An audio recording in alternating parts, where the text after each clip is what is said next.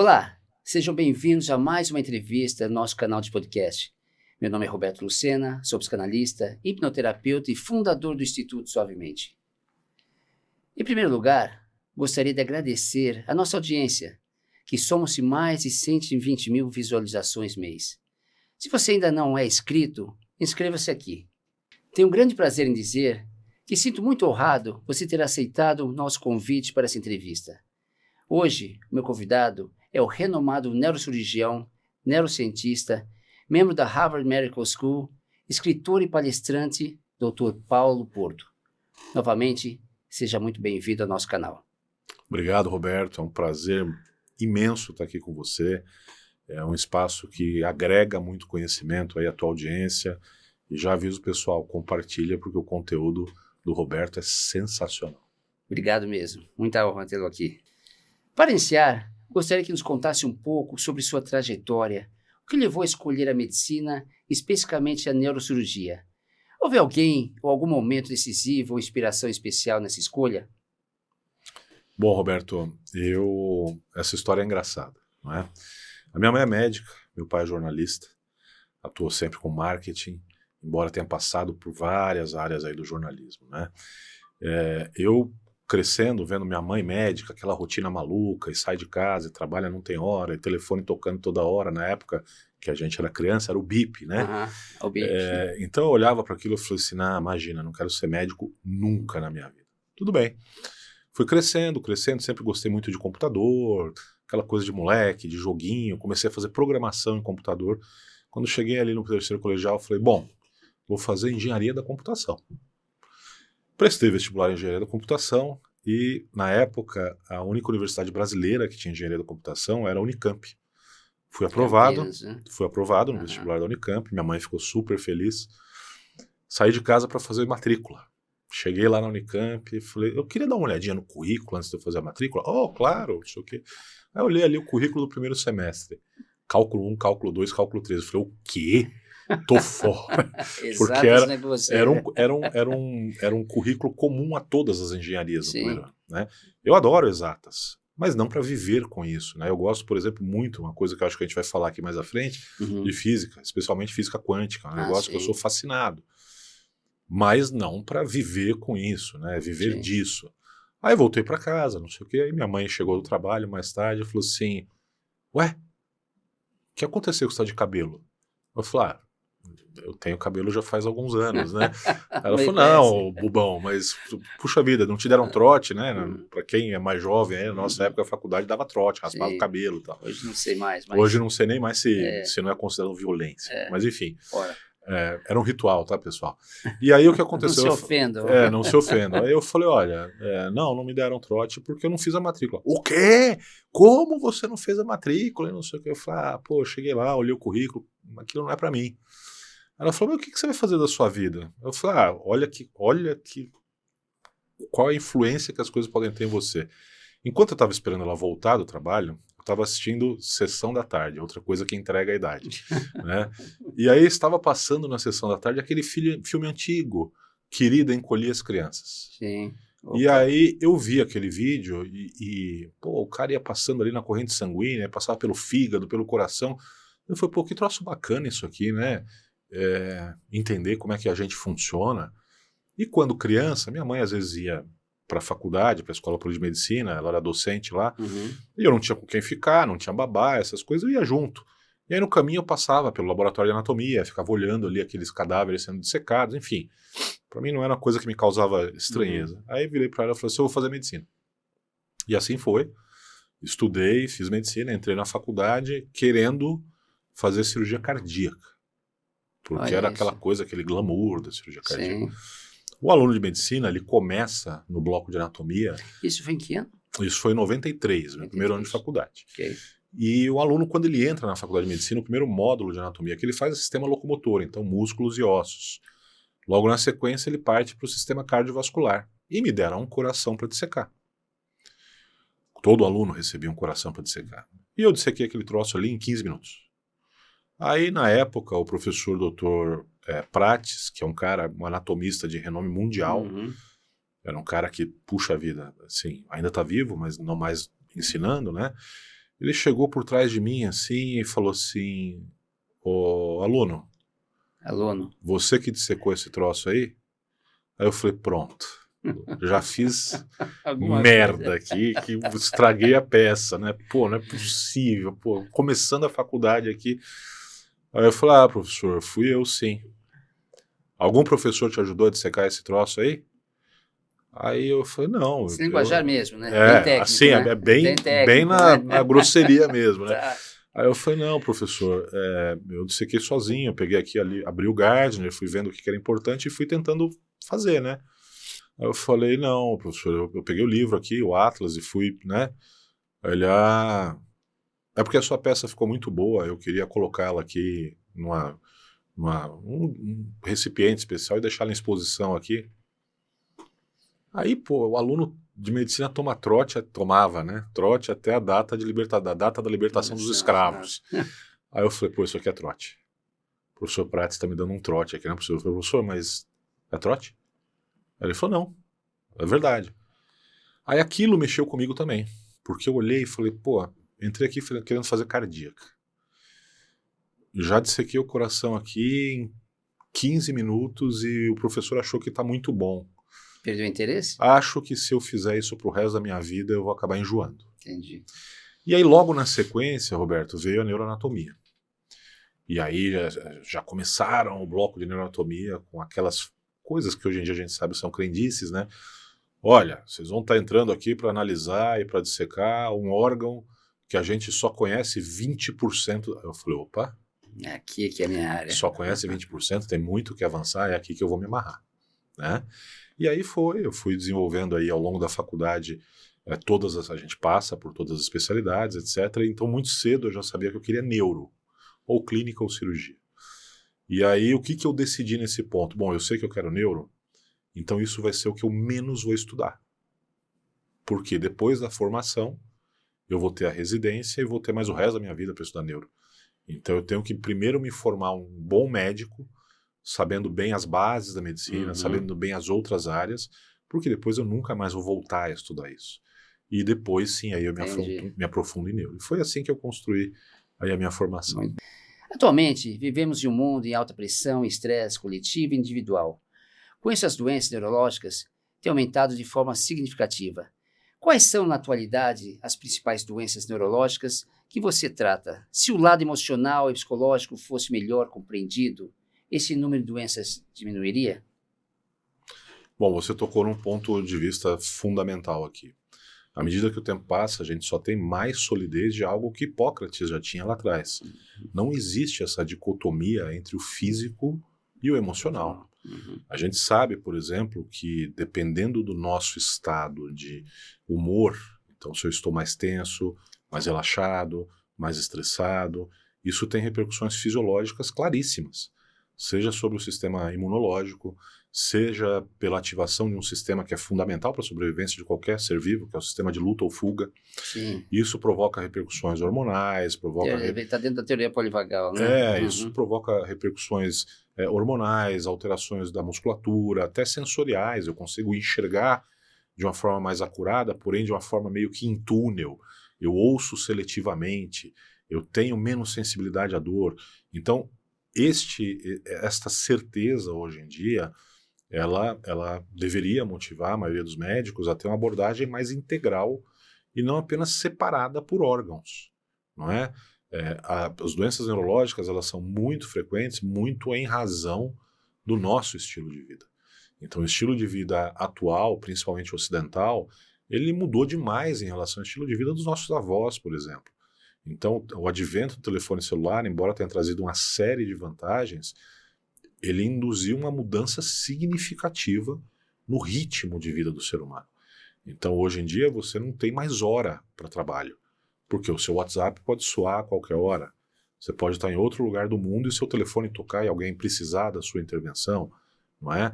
É muito frequente as pessoas levarem o telefone para a cama e ficarem mexendo no telefone antes de dormir, com as consequências... Eles levaram não só o celular, mas televisão primeiro, depois celular, todos os tablets possíveis. Com as consequências muito negativas que isso tem para o sono. E se você não dorme bem, o teu ritmo circadiano está afetado. Se o seu ritmo circadiano está afetado, isso afeta o funcionamento do teu coração, do teu foco, da tua atenção, da tua memória, hormonal, imunológico, ou seja, um monte de repercussões. Então é por isso que hoje em dia se tem a impressão de que, olha, as doenças neurológicas elas estão mais frequentes. Claro que estão, porque nós não somos um organismo, uma maquininha, que está ali e funciona daquele jeito independente das variáveis do ambiente. Nós somos um todo integrado e o ambiente exerce uma função muito grande em nós. Então, para ilustrar, não é? Assim, existem pessoas hoje em dia, né, que hoje talvez isso já esteja atingindo um centro, mas quando se descobriu o DNA, se começou a falar de código genético, etc, as pessoas falam, nossa, agora sim, eu sei que cada coisa causa... Não é assim.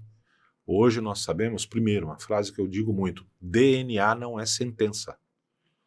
Ah, meus pais tiveram Alzheimer, eu vou ter? DNA não é sentença. A gente vai abordar em outras perguntas aí, está falando de epigenética, aí já vamos abordar isso, dizer, o ambiente, modo de pensar e realmente mudanças do DNA. Né? Bom, vamos adiante. A inteligência artificial está cada vez mais presente na área da saúde. Como você enxerga essa revolução na neurocirurgia e na neurologia? Quais os novos avanços que estamos tendo e se haverá menos necessidade da interferência do ser humano, tanto nas consultas como nos procedimentos cirúrgicos? Bom, Roberto, eu acho que esse é um assunto interessantíssimo, né? A inteligência artificial, muita gente enxerga como um grande inimigo. Ah, vai roubar o emprego das pessoas, não sei o quê. Eu gosto um pouquinho de história, né? Então a gente tem que entender o advento da inteligência artificial como outras revoluções que ocorreram na história da humanidade. Então o ser humano já passou, por exemplo, pela Revolução Industrial, Sim. onde todo mundo achava, ah, isso aqui chegou, a máquina vai tomar meu lugar, eu vou perder meu emprego. Vocês esquecem de uma capacidade crucial do ser humano que se chama adaptabilidade. Então o que eu enxergo hoje com a inteligência artificial é um paralelo muito importante com a Revolução Industrial. A máquina ela chegou naquele momento para automatizar processos. Então o indivíduo que montava um veículo automotivo, um carro, na mão, passou a entrar apenas em momentos estratégicos naquela linha de montagem. Então o advento da máquina que fazia a função braçal, ela acabou liberando o ser humano para exercer atividades que a máquina jamais poderia alcançar. Tá, mas eu faço uma pergunta em cima da outra, sabe? Entendo perfeitamente e tal. E lógico, a inteligência artificial, esses novos aplicativos que estão por detrás disso, que estão ajudando, então, cria-se uma coisa, mas gera-se emprego em milhares de novos empregos, ok? Mas num país como o Brasil, eu entendo perfeitamente o que você está falando, se não investe no conhecimento, porque, lógico, se eu tiro uma coisa aqui, eu preciso ter pessoas aqui para fazer o quê? Ter um conhecimento para manusear essa nova revolução que está acontecendo, tecnológica. Mas se não existe o incentivo para esse conhecimento, que estamos vendo aqui, principalmente aqui no Brasil, falta de pessoas de mão de obra nesse nível, nesse certo nível aqui de conhecimento, somente tecnológico, o que fazer a respeito, então? E é necessária a mudança da política de educação, né? Porque o que acontece é que, primeiro, vamos lá, vamos compreender, vamos destrinchar isso. Eu acho o nome inteligência artificial inadequado, tá? Porque na minha concepção, inteligência é a capacidade de você desenvolver soluções inovadoras para problemas inéditos. Se você jogar isso no ChatGPT, um problema inédito, que não tem uma base de soluções prévias que tenham sido empregadas, ele vai dar tilt. Lógico, porque são alimentados por um ser humano. Por quê? O que a inteligência artificial faz? Ela analisa todo o banco de informações num tempo recorde e apresenta num cenário de probabilidades distintas a que seria a melhor solução. Se não existe solução porque não existia esse problema antes, ele não vai resolver. Sim. O ser humano resolve, ele desenvolve. Ele não vai criar, ele não é um criador. Exato. Então veja, muitas vezes na história da humanidade se criaram soluções, teoricamente, para problemas que sequer existiam. Então, se você pegar, por exemplo, o advento da luz elétrica, Thomas Edison, era um problema para a humanidade falta de luz?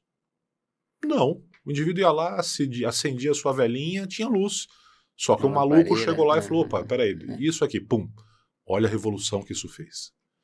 Então a inteligência artificial ela não tem essa capacidade de ter a iniciativa, não é? Quando eu fazia essa minha pós-graduação em Harvard, nós tivemos um módulo sobre inovação. E nesse módulo sobre inovação, uma das coisas que se falava era o seguinte: num ambiente hospitalar, então foi voltado para serviços de saúde, você andar pelo hospital e cada coisa que você vir, cada objeto, cada porta, cada utensílio que você vir ali, que tenha mais de 5 anos de idade, ou seja, essa porta aqui foi projetada há 5 anos atrás, ela já está obsoleta e pode ser melhorada. Então o ser humano ele tem essa capacidade de olhar para algo e falar: eu preciso melhorar isso aqui. A inteligência artificial ela pode analisar um processo e ver as oportunidades de melhoria, mas ela precisa ser ordenada a fazer isso. Ela não tem isso por iniciativa própria, coisa que o ser humano tem. Então essa questão, e aí eu volto àquela nossa questão anterior do entrosamento entre a alma, né, entre a emoção e o físico. A inteligência artificial ali é o físico, é o lógico, está atuando. O ser humano ele inova quando acontece o quê? Quando ele olha para uma situação e fala: isso aqui está me incomodando. Sim, Como é que eu posso mudar a angústia, isso? A ansiedade, o que precede a ansiedade e a angústia é necessário no ser humano. Sim. Por isso é a evolução.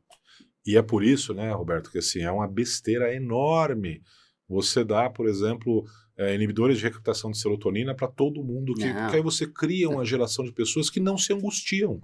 E se não se angustiam, elas não progridem. Não progridem, não evolui. Não é? Então a angústia, ela deve ser, vou eu falar aqui para o psicanalista, não, entendo perfeitamente, ela pode deve falar, ser modulada e não suprimida. Exatamente. Quando ela atrapalha a funcionalidade. Quando aquele indivíduo está tão angustiado que ele fica imobilizado, ele não consegue fazer nada. Doutor Paulo, os consultórios de psiquiatria hoje, nada como psiquiatra, eu tenho vários parceiros psiquiatras que a gente tem pacientes que a gente tem, é necessário indicar o psiquiatra. Tem para a modulação da dopamina, essa coisa toda, tem a regulação do pensamento, do equilíbrio, senão ele vai na consulta e não absorve absolutamente nada. Mas as filas hoje em psiquiatra estão enormes, mas eu nunca vi tantos casos de bipolaridade. Mas assim, não pelo fato do paciente ser um paciente bipolar, porque isso é prática. Todos nós temos a variação de humor e depressão, isso é fácil, esse excesso aqui, mas a gente tem que saber o que é o ser humano. Eu sou um ser humano normal. Eu não acordo da mesma maneira todos os dias exatamente, porque eu não sou uma máquina. Nosso cérebro não funciona assim, como uma máquina. Você me entendeu? Mas é assim. Mas tá triste e tá perigoso. Roberto, essa tua observação, eu estendo ela a outras doenças que nós vamos abordar mais para frente aqui no seu podcast, mas eu acho que se resume ao mesmo ponto. Nós precisamos ter muito cuidado, mas muito cuidado. E isso aqui no Brasil é um problema sério, em não categorizar situações normais como doença. Então, é normal, depois de uma noite de sono, você não ter foco, atenção e com isso você não render do ponto de vista cognitivo? Isso não quer dizer que você tenha TDAH. É normal você ter um episódio onde você fica mais depressivo e isso interfere no seu rendimento? Teu pai morreu, tua mãe morreu, seu filho está doente, sua esposa brigou com você. Isso é normal. Então, é necessária uma distinção muito clara de que em que ponto aquilo ali é uma condição inerente à humanidade e em que ponto aquilo passa a ser patológico. E aí sim precisa de uma intervenção terapêutica, clínica, medicamentosa. Esse é um aspecto. Qual que é o outro aspecto relacionado a isso? Hoje nós vivemos em um mundo que ele utiliza 2 sistemas. Primeiro, a etiqueta. Todo mundo tem que ter um rótulo. Ai, nossa, você tá assim, o que você tem? Você tem TDAH? Ai, você tá assim, o que você tem? Você é bipolar? Você é depressivo? Não, eu não preciso ter uma etiqueta. Eu posso não ser, eu posso estar. Primeiro ponto. Segundo, as pessoas se acostumaram com muitos benefícios inerentes a isso. São os ganhos primários e os secundários. Isso é fato. Exato. Isso é fato. Até falei uma frase para ele aqui, agora aqui, né? Lembra aqui. Quando os ganhos forem maiores do que o seu sofrimento, você permanece. Quando os ganhos forem menores do que o seu sofrimento, você se movimenta. Isso, eu tenho um amigo que mora nos Estados Unidos que ele fala assim: puxa vida, por que você faz isso? Ele falou: porque esse é o momento onde a dor de permanecer quem eu sou é maior do que a dor de mudar. Sim, exatamente isso. Exatamente Essa é a isso. chave. Sabe? Ou a gente muda ou pelo amor ou pela dor. Exato. Dando sequência a essa espetacular entrevista com o Dr. Paulo Porto, tenho falado bastante sobre TDAH, transtorno de déficit de atenção e hiperatividade, e acredito que algumas das principais causas sejam o distanciamento parental e excesso de exposição a dispositivos eletrônicos e redes sociais, chamado hoje de brain rot, deterioração cerebral. Na sua visão, como podemos preservar nosso sistema atencional em um mundo extremamente conectado? Bom, vamos lá. Eu acho que eu acrescentaria isso, que tudo que você falou, a questão alimentar. Sim. Então eu recebo aí semanalmente, não tem uma semana que eu não receba no consultório, crianças que vêm com diagnóstico firmado por outros profissionais de TDAH. E aí a gente vai começar a investigar os hábitos daquela criança. Você atende desde crianças até... Sim, todo o espectro. Sim, todo o espectro, tá. Então aí você começa a investigar como é que são os hábitos daquele indivíduo que está ali à sua frente e daquele núcleo familiar. Então é muito frequente, por exemplo, o consumo à vontade, livre, de carboidratos refinados, açúcar, por exemplo. O açúcar, para você que está em casa entender, ele entra... Quem não gosta de comer um docinho? Né? O que ele faz? Ele ativa o mesmo centro cerebral, que é o centro cerebral que é ativado pelo prazer, de uma forma geral. Seja o prazer sexual, seja o prazer que uma cocaína pode dar para um indivíduo, que o álcool pode dar para outros, que é o circuito da dopamina. A dopamina, ela lhe traz essa sensação de prazer, de bem-estar, só que isso é fugaz. É ilusório. Né? Então, por que isso vicia? Porque você tem uma sensação altamente positiva, só que aquilo vai embora rápido. Aí você fala o quê? Eu quero mais. E eu quero mais, eu quero mais, eu quero mais, eu quero mais. O fato de você querer mais, porque foi extremamente satisfatório, faz você partir em busca de ações que façam você obter o que te fez querer mais. E isto pode te causar uma perda de foco, porque você está focado em obter aquela substância. Pode te causar uma perda de atenção e pode acelerar o seu funcionamento, porque você só quer obter aquilo que te deu prazer. Então a primeira intervenção que a gente faz é, quando percebe que há esse tipo de dieta preferencial, é regular isso. Eu falo para meus pacientes, não precisa ser o louco da marmita, né? Mas também não dá para ter um consumo desenfreado. E nas crianças, que elas são muito responsivas, quando a gente restringe o carboidrato refinado, o açúcar simples, muda. Não é? Muda completamente. Segundo ponto que você tocou, que é importantíssimo, distanciamento parental. Eu lembro que o meu avô materno, ele falava para mim, ele falava para minha mãe, né, para minhas tias. Ele falava para minha mãe, por exemplo, eu sou seu pai, você não precisa me amar, gostar de mim. Mas a autoridade aqui sou eu, quem dá o limite aqui sou eu. E hoje o que a gente vê? A gente vê pais, muitas vezes porque estão envolvidos no trabalho, porque estão envolvidos em outras coisas, muitas vezes porque não sabem ser pais. E aí acabam não exercendo a autoridade parental e não dando o limite que tem que ser dado. Então você escuta muitas vezes pessoas que falam assim, ai, meu filho foi na casa do fulano e pintou a parede da casa do fulano. Mas, puxa vida, eu entendi a condição dele porque ele tem TDAH, então aqui ele estava se expressando. Não, pera um pouquinho. Mesmo que tenha TDAH, tem que haver imposição de limites. Lógico, não de forma violenta, não agredindo, mas parando para conversar e falar, você não pode fazer isso. Os rótulos, né? Primeiro que você falou, os rótulos. Hoje todo mundo tem um rótulo no TDAH, duas coisas aqui, e o mecanismo compensatório de defesa, que é a reparação. Exato. Pela culpa, os pais hoje que estão muito afastados, pai e mãe hoje trabalham muito e tal, então reparando o quê? Dando. Sendo permissivos, a permissividade dos pais. Exato. Pode fazer isso, toma um tablet, toma isso, toma aquilo outro. Cria-se o quê? Exato. Que tipo de educação é essa? E aí, Roberto, quando você faz essa reparação por meio de dispositivos eletrônicos, e aí eu vou entrar no cerne da sua questão, isso. Você potencializa o problema. Por quê? Vamos entender. As redes sociais, elas têm um algoritmo que explora o mecanismo da dopamina. Então vamos para uma que foi alvo de recentes celeumas, o TikTok.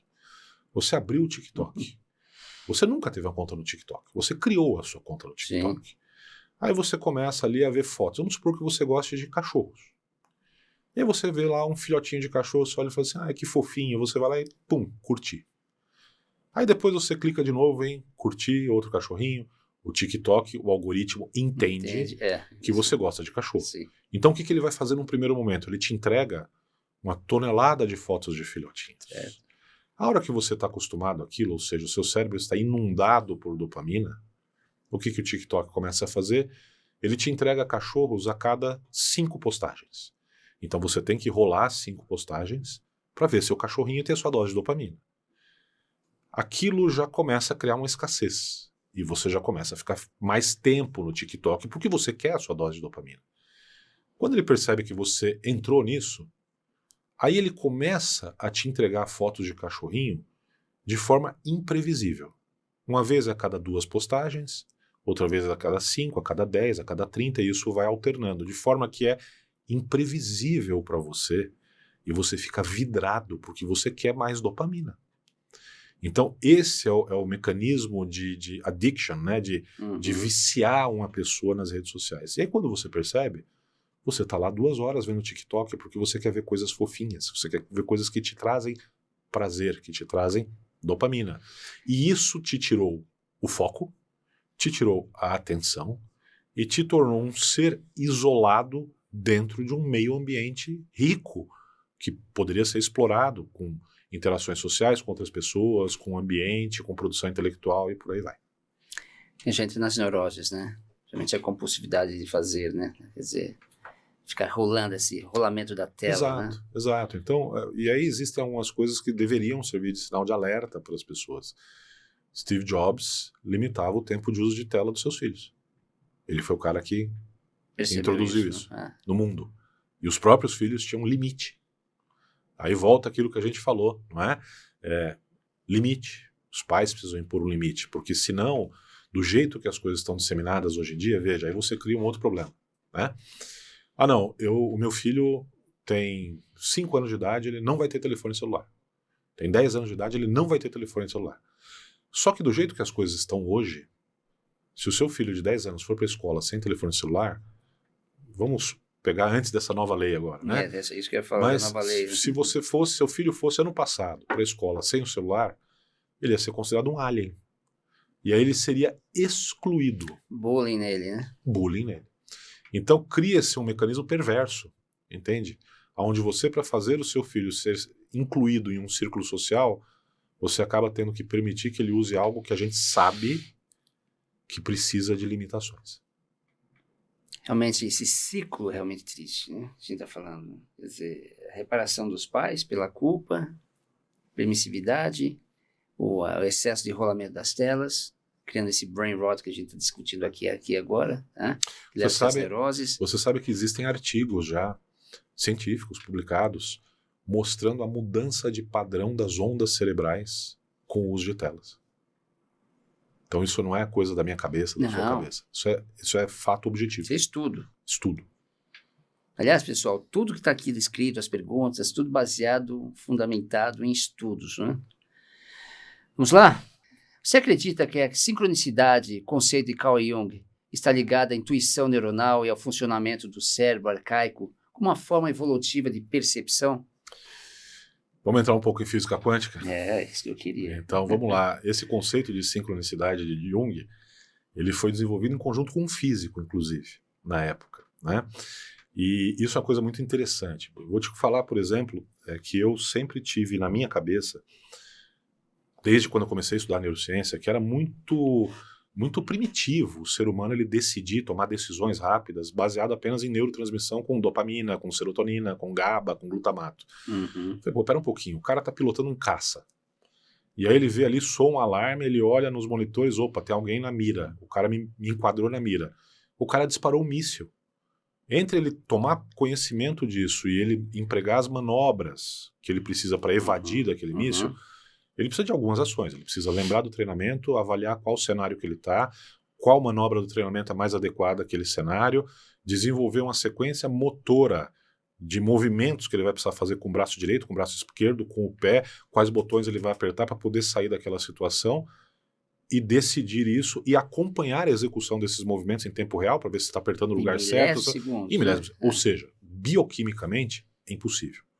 Então qual que era a ideia que eu tinha? Eu falei, pô, isso aí só pode ser resolvido se o cara pensar isso na velocidade da luz, né? Começaram a sair artigos recentemente mostrando que as sinapses também se comunicam por meio de fótons, ou seja, partículas elementares de luz. Então, ao invés de ser aquela transmissão apenas química, eu tenho a velocidade a 300 mil metros por segundo, que é uma velocidade bizarra. Segundo, os computadores quânticos conseguiram identificar que o cérebro ele processa vários cenários de forma simultânea. E não apenas um cenário por vez. Ah, esse aqui, não é esse, vamos para o próximo. Não é assim que a gente funciona. Ótimo. Onde é que tem essa implicação e qual a conexão disso com a sincronicidade? Uma vez que nós sabemos que o cérebro ele obedece a leis quânticas, eu trago aqui um experimento fundamental da física quântica que explica um conceito que se chama emaranhamento quântico ou entanglement. Nesse conceito, o indivíduo ele pegou um elétron, colocou num túnel acelerador e acelerou aquela partícula e lhe deu muita energia pela aceleração. No final desse túnel, essa partícula ela colidiu com um obstáculo físico e se dividiu pela energia acumulada pela aceleração em duas partículas iguais, gêmeas, digamos assim. Pegou-se uma partícula dessa e levou para o Japão. A outra ficou em Nova York. Essas partículas elas possuem spins, que são orientações, para cima ou para baixo. Ok? Então uma no Japão, a outra em Nova York. Aí o camarada pegou ali e aplicou um campo magnético na partícula de Nova York. O que aconteceu? Ele inverteu o spin da partícula. O que aconteceu na partícula do Japão sem ninguém fazer nada? Inverteu o spin também. Ou seja, existe uma comunicação quântica aí. E aí, quando a gente fala em comunicação quântica, a gente começa a entender algumas coisas que a gente ouve, né? Ah, eu tenho meu irmão não tá bem, ele mora ali na Austrália, mas eu tô sentindo que ele não tá bem. Aí você liga, seu irmão não tá bem. Ah, isso aí é comunicação pelas almas, não sei o quê. O que é alma? Né? A gente tem uma comunicação quântica aí. Talvez isso esteja também envolvido no mecanismo de sincronicidade descrevido por Jung. Sim. Né? Ele tem um episódio famoso aí na obra dele, que é o do escaravelho dourado. Né? Para quem não lembra, né? Ele sonhou com um escaravelho dourado e ali, enquanto ele estava atendendo na sessão, um inseto começou a se chocar na janela. A hora que ele foi ver, era um inseto muito parecido com o escaravelho e era dourado. Né? E ele falou, pô, tô tendo premonições aqui. Então, esse conceito, eu acho que ele fundamenta, ele complementa um pouco essa história da sincronicidade do Jung. A sincronicidade vem através da sincronicidade, da intuição, pelos sonhos, né, pelos sintomas, símbolos. Ela pode ser simbólica e não concreta.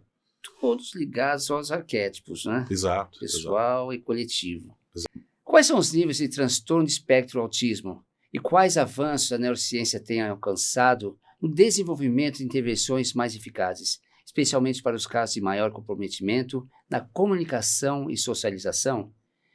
Existem abordagens terapêuticas que demonstram maior impacto na plasticidade neural e no desenvolvimento psíquico desses indivíduos? Roberto, quando a gente fala do transtorno do espectro autista, a gente precisa entender que é algo dinâmico e algo altamente relacionado ao ambiente. E eu vou te explicar o porquê.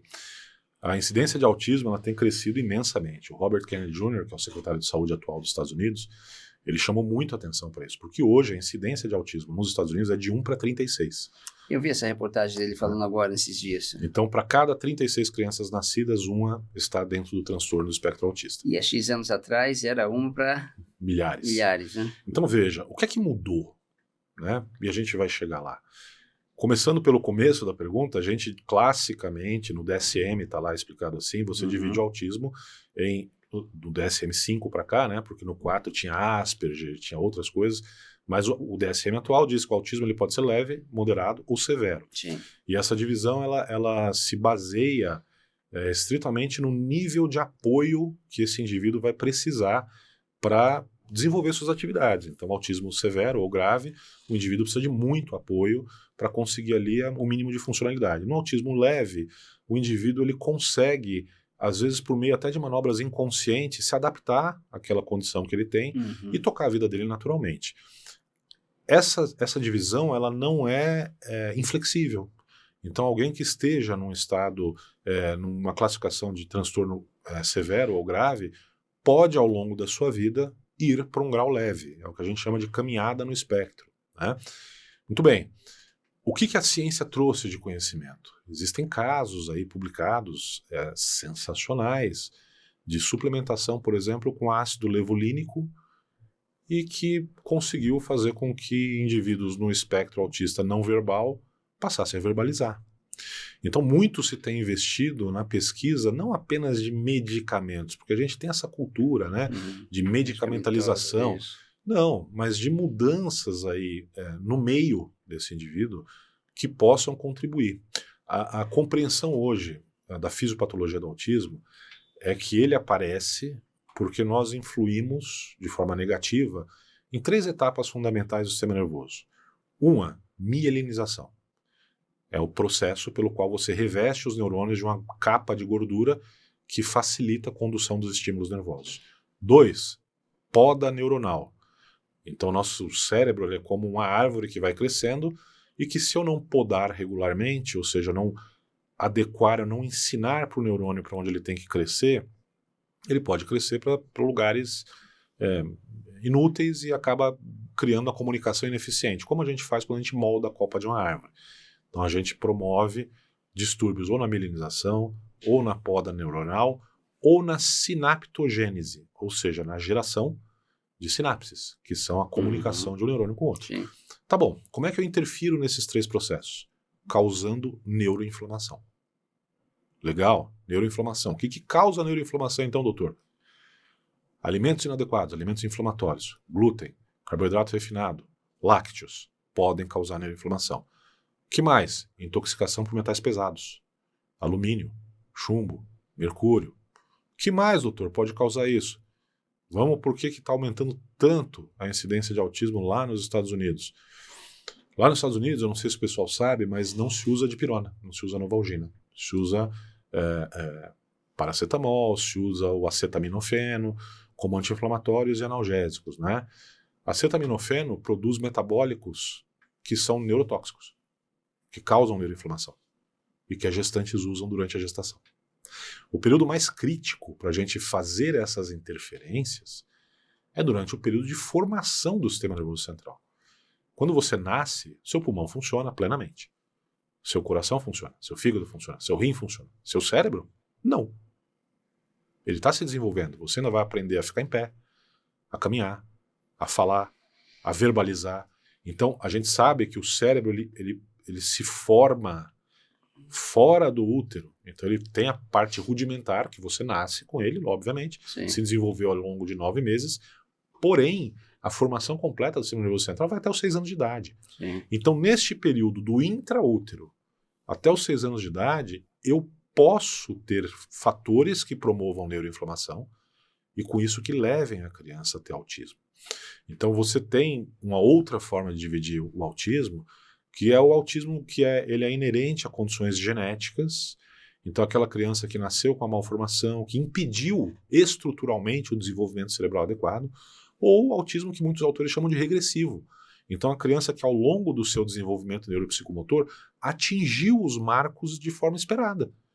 Então, ela sentou ela teve um sorriso social, ela sentou, ela caminhou, ela começou a falar antes dos 2 anos de idade e que, de repente, aquilo regrediu.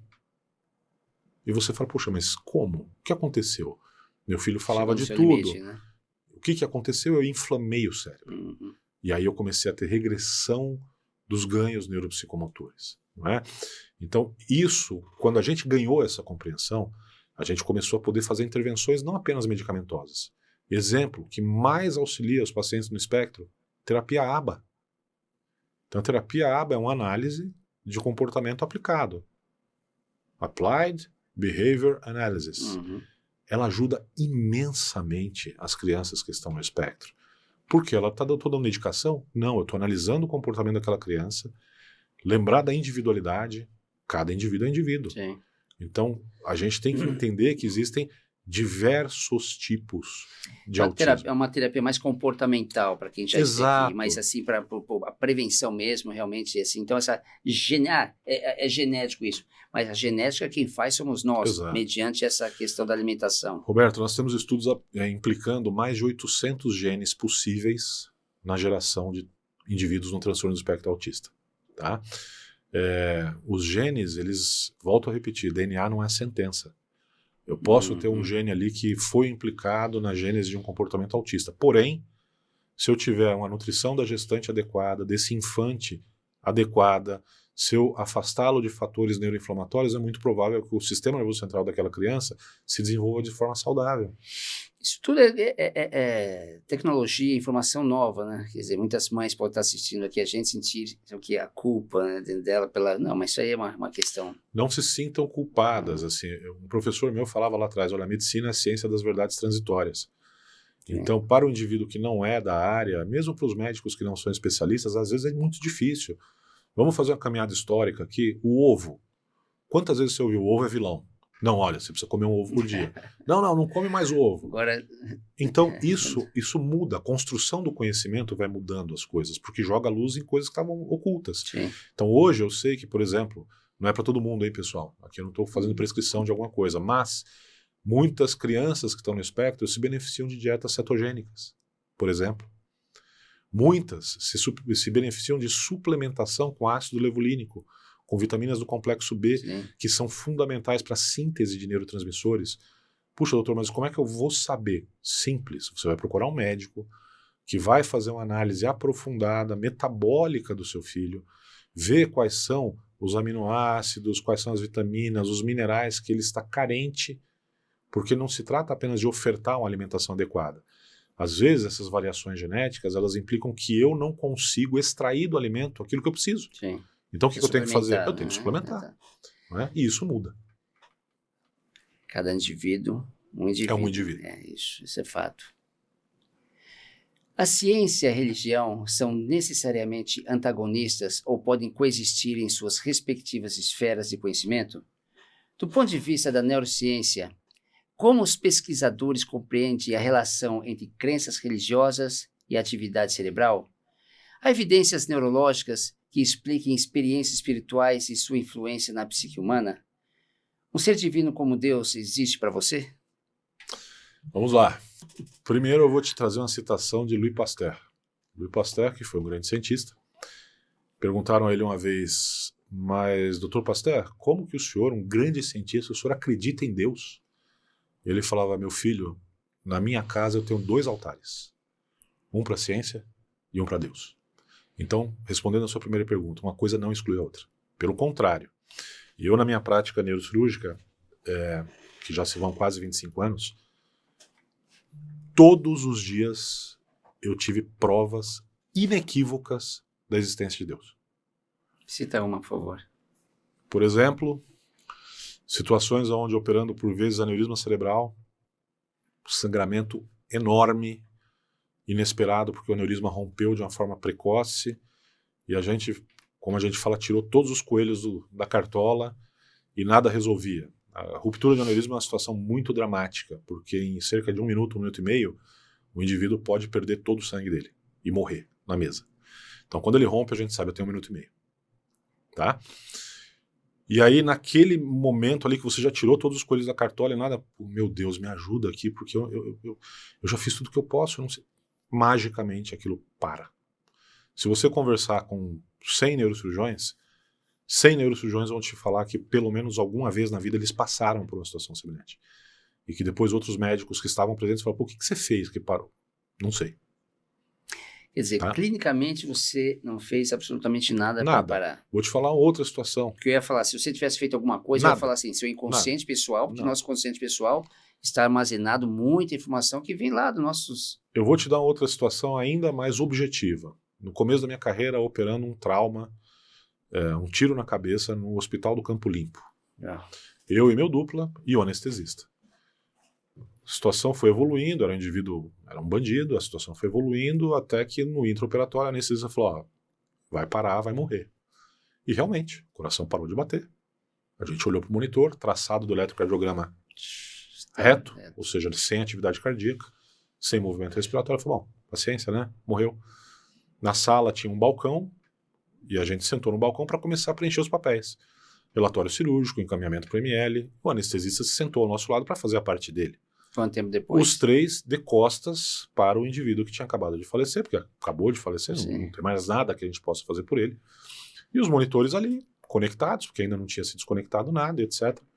Estamos preenchendo o papel, aí depois de uns 10 minutos a gente começa a ouvir pip, pip. A gente larga a caneta, olha um para a cara do outro, olha para o monitor, ritmo cardíaco regular, espontâneo. E você olha para aquilo e fala, olhei para o anestesista e falei, o que você fez? O anestesista olhou, nada. Estava largado ali, o indivíduo já tinha falecido, estava ali no canto esperando as manobras administrativas e vir alguém recolher o cadáver para levar para o necrotério. Como é que você explica isso? Em resposta Deus, à universo. Em resposta à sua terceira pergunta, se eu acredito que Deus existe, acredito, de forma inequívoca, mas eu vou te dar uma fonte de conhecimento sensacional, e para quem está assistindo, que é um livro que ainda não tem tradução para o português, mas ele se chama The Signature in the Cell, a assinatura na célula. Esse livro ele é fantástico porque o autor, que é o Myers, ele fala, olha, de cara, eu era ateu e eu fui para a Universidade de Cambridge para fazer a minha tese de doutorado, que era demonstrando a impossibilidade de Deus existir. Eu ia mostrar que é impossível Deus existir e que nós somos frutos de milhões de anos de evolução de uma espécie primária, de uma bactéria primária. E ele começou a fazer cálculos. Então, o cálculo primário, o que você precisa para ter vida humana? Você precisa de proteína. Tá? Então você precisa de proteínas que vão formar as enzimas, e as enzimas vão possibilitar reações químicas que acontecem no nosso corpo e possibilitando a vida, respiração celular, etc, etc. Tá bom. Quantas mil proteínas o nosso corpo possui? O ser humano possui mais de 30 mil proteínas funcionando. Tá? Tudo bem. Uma série de cálculos aqui que eu nem me lembro mais de cabeça, mas que o espectador pode ver no livro, mas é mais ou menos assim, tá? A chance de uma proteína simples se formar ao acaso é mais ou menos 1 para cada 10 elevado a 57. Os matemáticos definem impossibilidade estatística como 10 a 40 e pouco, ou seja, matematicamente é definido como impossível uma proteína simples se formar ao acaso. Mas mais do que isso, a chance de um organismo como o nosso, com dezenas de milhares de proteínas complexas, ter se formado ao acaso, a chance é menor do que o total do número de partículas que existem no universo. Mas a mente humana está pronta para entender isso? Para entender esse universo que é o Deus? Você entendeu? Porque realmente vai falando, vai ser, fica algo tão abstrato. Intangível, né? Intangível. Então, não está, mas a conclusão do livro ela é muito interessante, porque ele fala o seguinte, ele falou, olha, eu não consigo explicar como é que a gente existe, como é que a gente surgiu, eu só consigo dizer o seguinte, o fato de eu provar que é impossível ser ao acaso já demonstra que tem uma inteligência superior que projetou a gente. Isso para nós é tangível, isso é compreensível. Né? E aí ele remete para os cadernos originais de Darwin, os cadernos da evolução humana, da evolução das espécies, né? Origem das espécies. Lá Darwin fala no prefácio, olha, esta teoria é a teoria mais aceita no momento atual do conhecimento e ela explica a evolução das espécies, mas ela não explica a origem delas. Ou seja, ele parte do ponto, olha, a vida existe e ela evoluiu a partir disso. Mas como é que a vida surgiu? Isso aí é para uma outra entrevista, falar só sobre isso, viu? A dependência de álcool e drogas, e agora os bets, são prazeres compensatórios, uma espécie de dopamina imediata, mas ilusórios. Tem sido um grande desafio terapêutico. Como neurocientista, o que a ciência tem descoberto sobre os mecanismos cerebrais envolvidos no vício e como isso pode ajudar no tratamento? Além disso, vivemos um crescimento alarmante no uso de medicamentos psiquiátricos, muitos sem prescrição, o que leva a dependência e crise de abstinência. Quais os riscos neurológicos no uso contínuo desses medicamentos? Roberto, os vícios eles estão muito bem estabelecidos já. eles atuam no sistema da dopamina, no sistema de recompensa. Então o indivíduo ele usa uma substância ilícita, ou ele aposta, ou ele, enfim, ele vai ali para o álcool, e aí ele acaba tendo uma descarga de dopamina, aquilo é muito prazeroso e ele quer mais daquilo. E ele começa, a partir de um certo ponto, a viver em função daquilo, em função de obter dopamina. Não é? Como é que a gente interfere nisso? Pode parecer uma coisa simples de fazer, mas a gente sabe que não é, né? O melhor caminho terapêutico é você entregar para o indivíduo alguma coisa que também libere dopamina, mas que não traga mal à saúde. Por exemplo, atividade física. Né?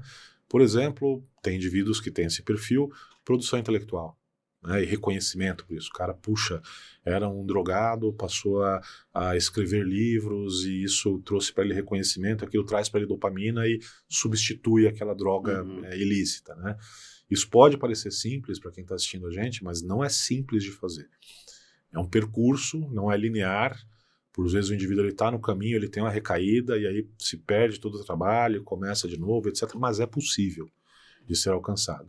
Uma estratégia que tem sido usada recentemente, por conta do celular e dos games, etc., é a gamificação, que é um pouco do que o AA fazia. Sim. Os alcoólatras anônimos, eles faziam que você está aqui há um mês sem beber, toma uma moedinha que você está há um mês, exiba essa medalha de um mês. Hoje em dia o cara tem aplicativos de celular, que ele vai lá e coloca, puxa vida, estou há 2 meses sem beber, 2 meses sem jogar, e só aquilo hoje, ali, né? Vai colocando ele num ranking, né? E esse ranking ele vai dando aquela sensação de dopamina para o indivíduo. O outro ponto é isso que você disse, o só por hoje. Então, isso é inerente ao humano e é aplicado até na escola de formação dos Navy SEALs. A gente teve aula com o almirante que comandava a escola dos SEALs em treinamentos mais severos do mundo. E aí ele falava, olha, a gente abre o curso com a aula, onde eu projeto a imagem de uma baleia e eu digo para os alunos, olha, a sua meta é comer essa baleia. Aí o cara olha e fala assim, como é que eu vou comer uma baleia? Aí ele falou, simples, por partes. Então, quando você tem um problema grande, você decompõe ele em problemas menores, resolve um problema menor, celebra a vitória, porque você ganha um pouquinho de dopamina e parte para o próximo problema. E aí, no final, você resolveu todo o problema grande, não é? Então, é isso que o AA faz com só por hoje eu não vou beber. Eu passei por isso, não de alcoolismo, graças a Deus, eu não tenho vícios, mas na minha formação militar, eu me lembro que no curso que a gente estava no Centro de Instrução de Operações Especiais, existe uma parte ali do seu PESP que é chamada a ladeirinha, a subida dos comandos, que é uma ladeira extremamente íngreme, você com a mochila pesada, com fuzil, com capacete, uns 800 metros de subida, ou seja, é íngreme e é longa, e é lama, ou seja, escorregadia. E aí, óbvio, passa pela cabeça de todo mundo, você fala, não vou aguentar, vou desistir. E aí vem o instrutor, gruda na tua orelha e fala assim, aluno, só mais 10 metros. E aí você avança mais 10 metros, que são só mais 10 metros. E aí você fala, não, agora chega. Não, que chega o quê? Mais 10. E aí de 10 em 10, a hora que você vê, você superou os 800. Então esse é um mecanismo, não é? Quando a gente tem um objetivo que é muito difícil, é muito longínquo, o que a gente faz? A gente estabelece um ponto de referência primeiro, a gente chega nesse ponto de referência, puxa, eu consegui. Então eu vou para o próximo ponto de referência. Então eu ponho pontos intermediários para ir ganhando a minha dopamina. Porque se você falar para o alcoólatra, olha, você bebe 3 litros de cachaça por dia, você não vai beber mais nada. Nunca mais na sua vida. Ele não consegue. Não. Porque é muito distante. Então você tem que colocar alguma coisa próxima. Olha, você não beba nada hoje. Aí ele consegue, ele fica feliz porque ele conseguiu. Ele ganha a dopamina dele. Aí no outro dia, de novo. E de novo. Psicologicamente a gente fala que todos esses tipos de vícios tá baseado na emoção opcional, que é compensatória. Mas o que leva a isso? Exato. A descompensação emocional. Exato. Ele precisa compensar dentro da fase oral. A oralidade. Sim. Comer, beber demais, fumar demais, jogar demais, essa coisa toda, quer dizer, tudo está dentro dessas fases que a gente fala pré-genitais, vamos dizer assim, né? É isso. Ele precisa compensar isso aí, fazendo isso. E a desconexão que a pessoa tem com o outro ser humano, que o ser humano foi feito para se conectar com o outro ser humano. Mas primeiramente, antes de conectar externamente, ele precisa ter a conexão interna. Fazer esse olhar para suas próprias sombras, Sim. que está levando ele, essa moção de procurar no externo, para satisfazer esse emocional interno dele. Aí que entra aí o lado da da psicanálise, da Exato, hipnose exato, também, exato. significar toda essa forma de pensar, Exato. tá recalcada dentro dele e Exato. não quer E soltar. às vezes inacessível, né? A razão pela qual está Exatamente, inacessível. inacessível. Aí a hipnose ajuda muito, muito, muito mesmo. A depressão é considerada a doença do século e a neurociência está investigando intervenções cirúrgicas para o seu tratamento. Quais são os procedimentos neurocirúrgicos disponíveis para a depressão e se já estão acessíveis no Brasil? Além disso, se não abordarmos as raízes psíquicas e memórias emocionais negativas que o levaram à depressão, você não acha que pode existir recaídas? Roberto, a psicocirurgia, como é chamada, é um ramo da neurocirurgia que ele está disponível desde muito antigamente. Na verdade, existe um trabalho clássico de um indivíduo que chama Egas Moniz. Aliás, eu pensava que isso era uma nova ciência. Não, o Egas Moniz ele começou a desenvolver isso e ganhou um prêmio Nobel por isso, indicado até por um brasileiro. Ele foi indicado para o prêmio Nobel pelo professor Pimenta, que foi quem introduziu a neurocirurgia na Universidade Federal de São Paulo, na antiga Escola Paulista de Medicina. Uhum. E qual era o trabalho do Egas Moniz? Era a lobotomia. Ele fazia a lobotomia frontal em indivíduos violentos para modular o comportamento de indivíduos violentos, assassinos em série, etc. E ele fazia de uma forma arcaica, né? Então era uma incisão aqui pelo supercílio, ele fraturava a base do crânio, entrava e desconectava o lobo frontal do resto do cérebro. Funcionava? Funcionava, mas tinha vários efeitos colaterais, né? Então hoje a gente já sabe de muitos alvos, não só para depressão, como para mania, como existe uma síndrome muito clara quando há a destruição de ambos os lobos temporais, às vezes por acidente de carro, etc. O indivíduo entra numa síndrome que chama síndrome de Cleaver-Bussy. E essa síndrome ela é caracterizada por aumento dos apetites naturais, digamos assim. Então, pela hiperfagia, pela hipersexualidade. Uhum. Então, isso mostra para nós alvos potenciais. Hoje em dia, a gente mudou um pouquinho. E ao invés de fazer uma cirurgia ablativa, ou seja, destrutiva, eu vou lá, eu vou destruir o lobo frontal, o cara vai ficar tranquilinho. A gente faz uma cirurgia de estimulação. Então você coloca um eletrodo ali que funciona como um marca-passo e que vai aplicar naqueles neurônios uma frequência tão grande que vai esgotar os neurotransmissores daquele circuito. E aí você silencia aquela área. Qual que é a vantagem disso? Está causando muito efeito colateral. Desliga o marca-passo. A neurotransmissão volta ao normal. Se eu, ao invés disso, fizer uma técnica destrutiva ou ablativa, não tem retorno. Tá? Então, esse é o ramo da psicocirurgia. Apesar de ser neurocirurgião, eu acredito que você atuar na depressão, na mania, no toque, que tem muita gente que é uma forma de mania, que também tem um alvo definido para a gente abordar cirurgicamente, eu acho que é uma visão muito mecanicista. Entende? É assim, o cérebro é uma máquina, essa peça deu defeito, destrói a peça. E não é assim. Tem dado resultado? Tem algum resultado, sim, né? Então eu acho que é uma visão muito mecanicista e eu acho, para ser muito honesto com você, apesar de ser cirurgião, que a cirurgia ela é o que a gente chama em latim de ultima ratio regis, ou seja, o último recurso do rei. Eu tentei fazer o tratamento terapêutico, né, com psicoterapia, com intervenções e não consegui. Associei medicamentos, não consegui. Associei vários medicamentos concomitantes, mais a terapia, não consegui. Esse indivíduo apresenta déficit importante da funcionalidade dele. Ou ele é um risco para si mesmo ou para terceiros. Bom, eu já esgotei todas as formas de tratamento e não consegui. Então vamos para a cirurgia. Mas, assim, em comparação às pessoas que fazem a cirurgia bariátrica, okay? Ele faz a cirurgia bariátrica, mas ela não entende psicologicamente que tem que fazer uma mudança psíquica para mudar seus hábitos alimentares. Então, a mesma coisa, o que leva à depressão. Eu posso fazer uma cirurgia, por mais que seja a última esfera, vamos dizer assim, fazer essa cirurgia, mas se eu não entendo que as minhas questões psíquicas que me levam à depressão, isso não pode ser quando eu tiver de frente aquilo que me impulsiona a sentir, vamos dizer, medo, estresse, ou que seja, tudo aquilo que possa chocar, que me leva a pessoas, principalmente, lá o lado humano. Eu não posso ter uma recaída? Pode, Roberto. Eu entendo isso, usando o conceito que você falou da bariátrica, como uma transferência do problema. Né?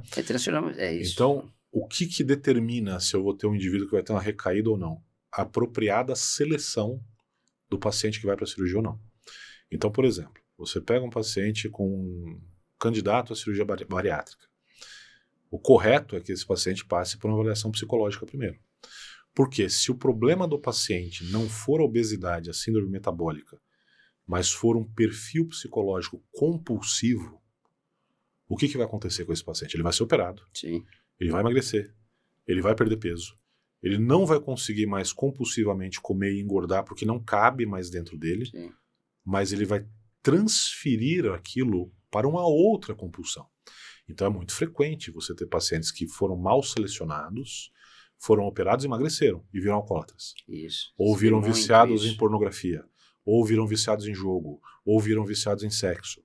Então você transferiu o problema, porque o problema não era a gordura era uma manifestação do problema central, que era um perfil compulsivo. Então eu não consigo operar um perfil compulsivo reduzindo o estômago. Não é? Tem como a gente resolver a compulsão, ou pelo menos melhorar essa compulsão cirurgicamente? Até tem. Mas para que eu vou dar um tiro de canhão numa mosca?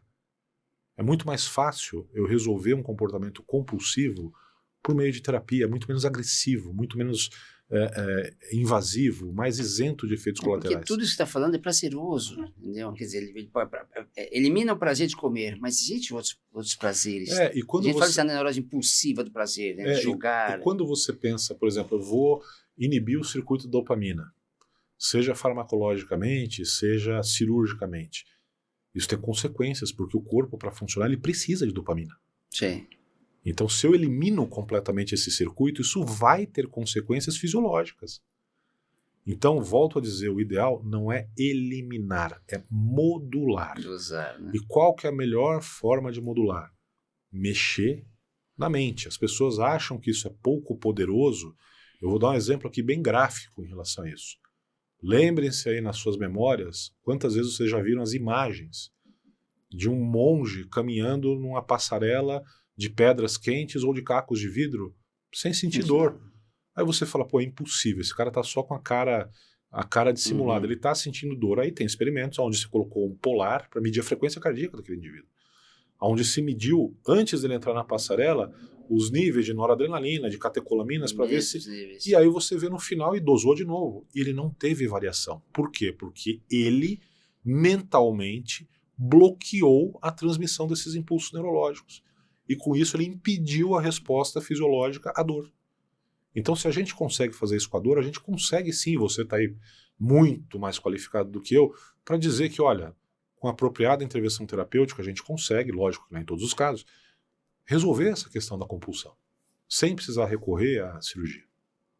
Você, como neurocientista, acredita que a epigenética e a neuroplasticidade, que conceitualmente demonstram que o ambiente que vivemos e os nossos padrões de pensamentos impactam nossa saúde mental, podendo ativar ou desativar uma célula doente, reprogramando o DNA da mesma, levando à cura? Acredita também que, através da hipnose, poderíamos alcançar essa mesma reprogramação? Roberto, o médico que não acredita que a epigenética domina, ele precisa estudar, tá? Então a humanidade passou pela descoberta do DNA. Para o espectador entender, o DNA é o nosso código genético, ele está contido em 46 cromossomos. E esses 46 cromossomos, eles contêm de 20 a 23 mil genes. Então o DNA, ele tem uma estrutura de dupla hélice, então ele é enrolado, e ele não pode se expressar sem ser desenrolado e aquele conteúdo interior dele ser exposto. E aí o maquinário celular pega aquilo que foi exposto e traduz em proteínas que vão fazer o efeito daquele código ali dentro. Nas pontas do DNA, ele tem dois fechamentos, que são os telômeros baseados em estonas. Como se fosse um papel de bala antigo, que ele é enroladinho nas pontas. Tá? Então, o que manda se aquele DNA ele vai mandar em mim ou não? É se eu vou abrir esse papel de bala e mostrar o conteúdo ou não. Tá, e como é que eu abro ou fecho esse conteúdo? Essa é a questão. É epigenética. Então, dependendo da minha alimentação, eu abro ou fecho esse DNA. Eu exponho aqueles genes e as minhas vulnerabilidades, ou eu silencio elas. Exemplo mais prático, objetivo, inequívoco. Na minha área, doença de Alzheimer. Grande medo de muita gente. Vamos falar Existe mais uma pra frente, possibilidade de geneticamente ela ela apresentar um risco maior, existe. Se você tiver os alelos ApoE4 e 4. Que são isso? São genes que dizem que você tem uma predisposição a desenvolver esse tipo de demência. Então, indivíduos que têm uma história familiar rica de antecedentes com Alzheimer, a gente faz a codificação genética e fala, olha, você é ApoE4 e 4. Então, você tem um risco maior de desenvolver a doença de Alzheimer. O que a gente faz com esses indivíduos? Essa é a pergunta. A gente introduz uma dieta livre de glúten, livre de lácteos. A gente introduz atividade física específica, um protocolo específico que existe para isso, de alta intensidade. A gente introduz atividade de mindfulness, ou seja, de consciência mental ampliada, e a gente obriga o paciente a ter um contato social intenso. Quando a gente impõe essas mudanças... Bom contato social. Intenso e regular. Sim. Então, quando a gente impõe essas mudanças no estilo de vida, a imensa maioria dos pacientes não expressa esses genes vulneráveis. E não tem demência, não tem doença de Alzheimer. Isso é uma prova cabal de que a epigenética domina a genética, ou seja, o DNA ele não é uma sentença. DNA não é sentença. O DNA ele é um manual de instruções que eu posso abrir ou deixar fechado. E quem manda se ele vai abrir ou fechar? Eu com o meu estilo de vida. Tá, isso comigo. Agora, isso geneticamente eu continuo, perpetuo, por isso eu posso mudar a própria genética. Entendeu? Pergunta assim, Sim. Isso comigo, mudei comigo, mas eu tenho um filho, isso continua esse padrão genético do Alzheimer? Isso ainda é objeto de estudo. Até que ponto eu consigo mudar a estrutura do DNA. Mas o que as pessoas precisam entender é que a estrutura do DNA não é o mais importante. A estrutura, ela está ali. Eu vou dar um exemplo ainda mais prático. Você entra numa casa. Te interessa a estrutura da casa ou te interessa se ela está com a luz funcionando, com a água funcionando, se a janela está vedando o calor e o frio de fora? Então o funcionamento em si ele é muito mais importante do que a estrutura.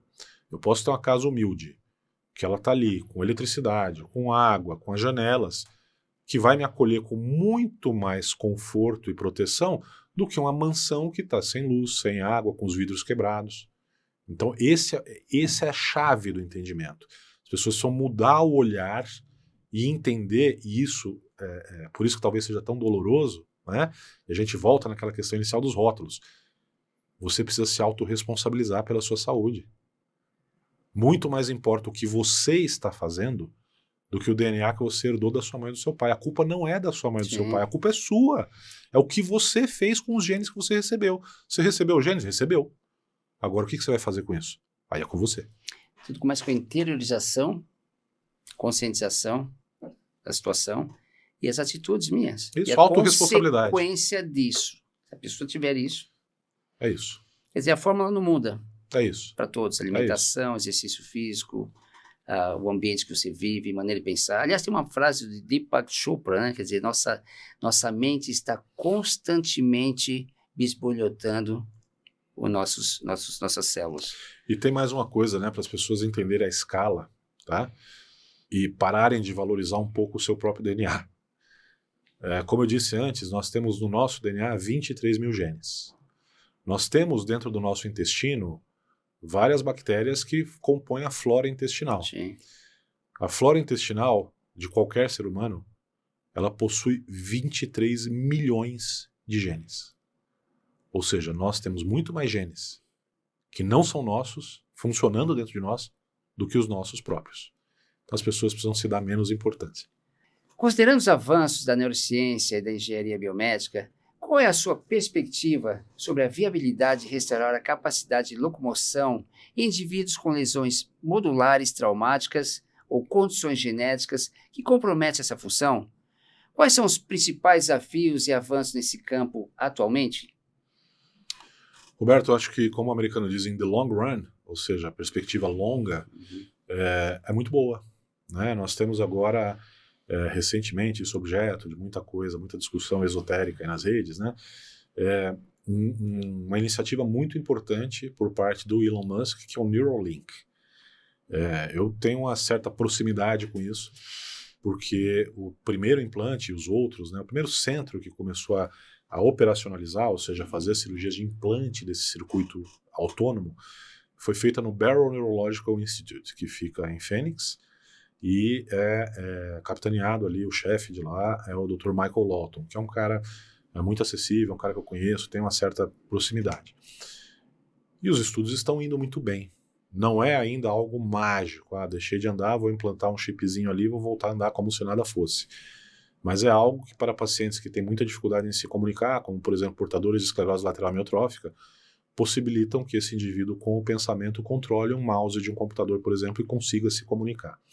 E a ideia é que isso comece a ser aplicado também em casos de lesões medulares, Sim. promovendo uma ponte que passa aquele segmento que não transmite mais informação. Do ponto de vista médico, fisiológico, isso faz muito sentido, não é? E hoje em dia o que a gente busca são formas de otimizar esse conceito inicial do Neuralink. Então eu acho que as próximas gerações terão aí um recurso muito interessante. Então não é para agora isso. Acredito que assim, hoje a gente está começando, né? Os testes ainda são poucos pacientes operados, Algum mas resultado? com bom resultado. Né? Já começou a gente colhe os resultados. Assim, quando a gente fala em medicina, qualquer coisa que seja feita, a gente analisa o resultado imediato, mas a gente tem que ver o efeito a longo prazo. Se aquilo vai ter efeitos colaterais, não vai ter efeitos colaterais. Existe uma questão muito grande, até com outras coisas, como por exemplo a gente faz para Parkinson, que já é um resultado mais estabelecido, que a gente coloca o estimulador cerebral profundo, ainda existe um problema, que é a bateria. Então aquela bateria ela tem que ser trocada periodicamente, a cada 5, 10 anos. Né? Então existem coisas que a tecnologia ainda vai melhorar bastante. Mas eu acho que é possível. Com os avanços na neurociência e na neurocirurgia, é possível vislumbrar um futuro próximo a reversão de tratamento eficaz de condições genéticas como a síndrome de Down e o transtorno de espectro autista, bem como as doenças neurodegenerativas como Alzheimer e Parkinson e transtornos psicóticos. Existem atualmente pesquisas ou abordagens promissoras nessa direção? Sim, eu acho que é possível, né? Como diria o ditado popular, para impossível é só a morte, né? Então isso a gente não escapa, é inexorável. E nós já temos algumas publicações nesse sentido e não é de agora, tá? Nós temos, por exemplo, um livro muito interessante, eu conheço um pesquisador também lá de Harvard, um cara que se chama Dale Bredesen. Esse cara escreveu um livro que se chama O Fim do Alzheimer, onde ele propõe um protocolo e ele demonstra a reversão de casos de Alzheimer leve e de pacientes com transtorno cognitivo leve também. Então, se você pega ali no começo e você aplica o protocolo de forma adequada e rigorosa, você consegue regredir os sintomas, na maioria dos pacientes.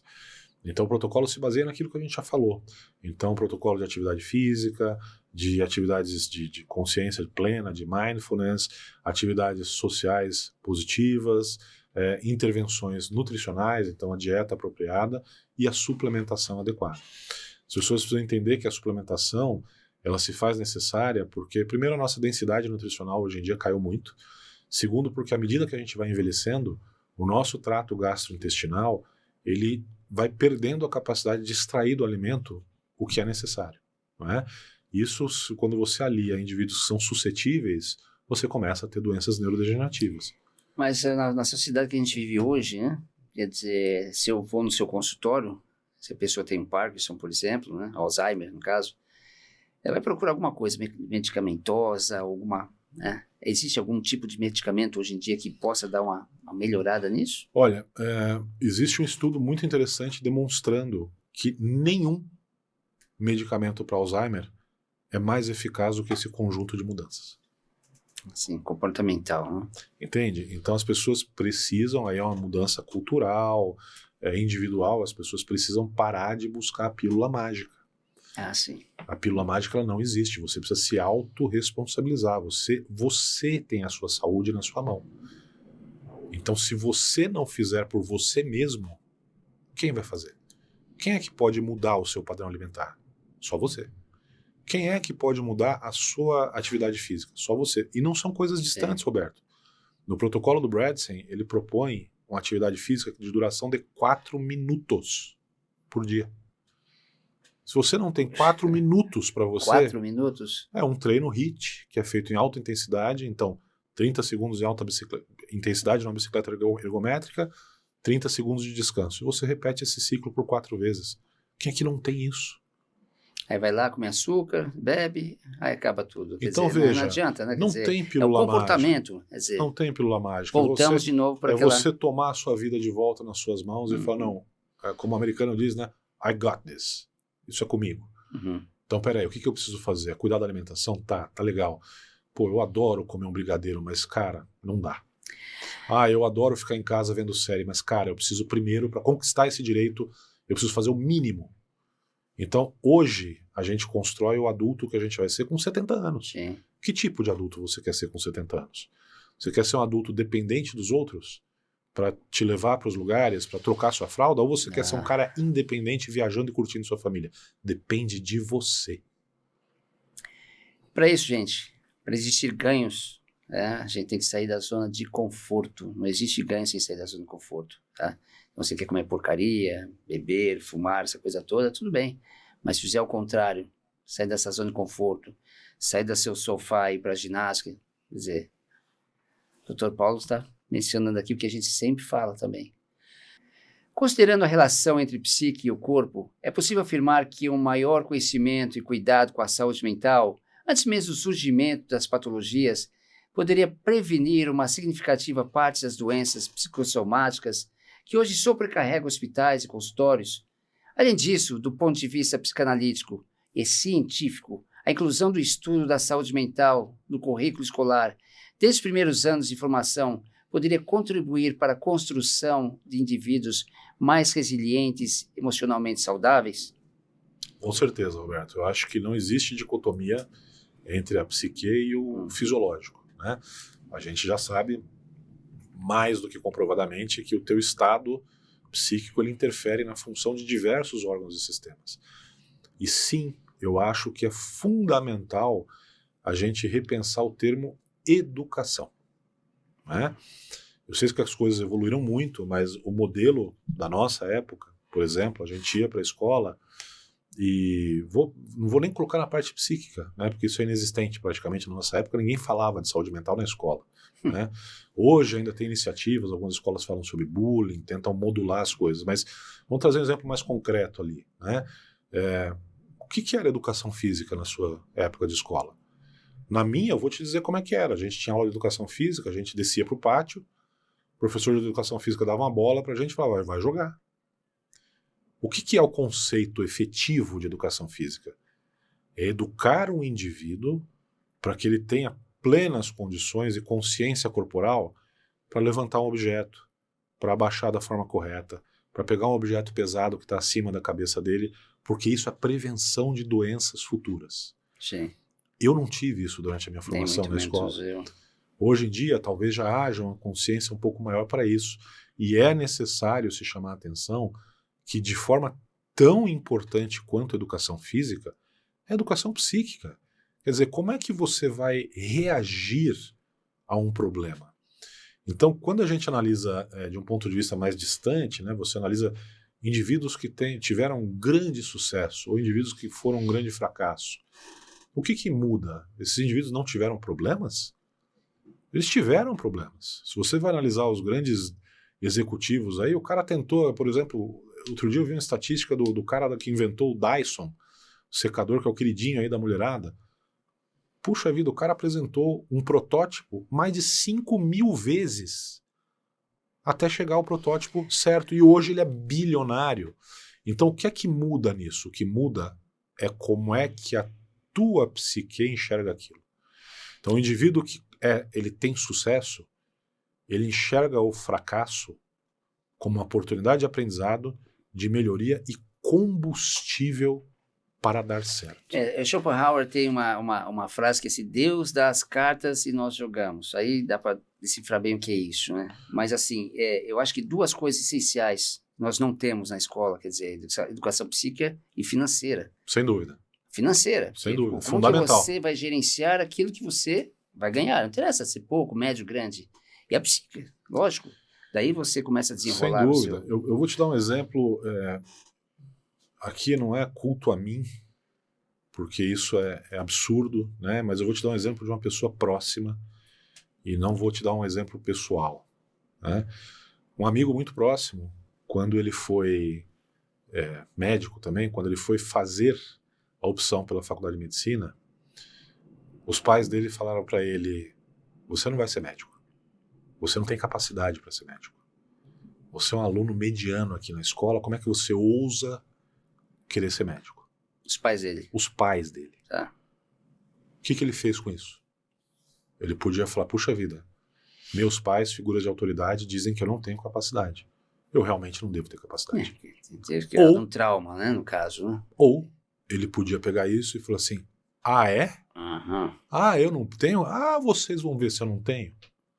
Resultado, hoje ele é um dos médicos mais famosos desse país. E obviamente não vou dizer quem é. Os pais fizeram isso propositalmente? Não. Eles realmente não acreditavam que ele tinha sim. capacidade. Por quê? Porque esse cara, ele era inteligente, e durante a escola ele meio que escolhia o que ele queria estudar. Ele falava: não vou estudar isso aí, que eu não vou usar isso aí pra minha vida. Então ele passava ali com 5 de média, às vezes ficava de recuperação. Assim, entendendo isso, o lado psíquico, ele pode ter usado isso no mecanismo compensatório, já que os pais acharam uma inferioridade nele, ele fala assim: sabe uma coisa? Eu vou agora provar ao contrário, eu vou ser não só o médico, eu vou ser o melhor médico. Exato, então isto cai no centro do que você falou, ou seja, a psique, ela fez, a forma como você encarou o mesmo problema, diferentes pessoas encararam de diferentes formas. Um encararia como: bom, deixa eu ficar quieto na minha, o outro encara como combustível. Sim.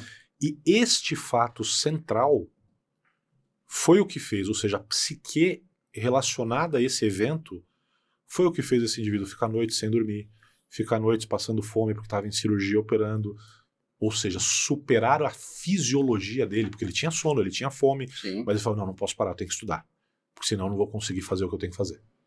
Então veja, em muitos aspectos, eu acho que o que domina isso tem explicação neurocientífica, tá? O que domina a fisiologia é a tua mente. E isso é uma característica da espécie humana. Se você pegar um leão, ou seja, um animal dito irracional, 500 vezes que você provocar o leão, 500 vezes ele vai reagir. Por quê? Porque ele não tem um córtex pré-frontal desenvolvido. O que é o córtex pré-frontal? É a parte do cérebro que é desenvolvida na espécie humana, que ela analisa o contexto e ela silencia o circuito de luta ou fuga. O circuito de luta ou fuga no cérebro primordial, primitivo, é aquilo que você se viu ameaçado, ou você foge, ou você luta pela sua vida. Congela, luta ou fuga, ou você entra no ventre vagal. Exato. Harmonia, né? Agora, quando você tem o pré-frontal, você analisa aquilo ali, aquela situação ameaçadora, e fala assim: peraí, se eu entrar no luta ou fuga, eu vou ter respostas limitadíssimas. Espera um pouquinho. Não, eu domino essa situação. Ou luta ou fuga, fica quieto aí. O nível de adrenalina está alto? Não tem problema, eu vou lidar com isso. Isso é o maravilhoso, né? Da neurocepção, né, que a gente fala. Exato, né? Exatamente. E muita gente desenvolve isso. Então você pega, por exemplo, vamos pegar um policial. Policial que tem 18 anos de idade, entrou para a polícia. Qual que é o instinto natural do ser humano perante um tiroteio?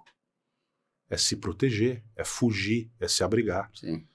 Mas o treinamento faz com que um garoto de 18 anos, ao ouvir um tiroteio, corra em direção ao tiroteio.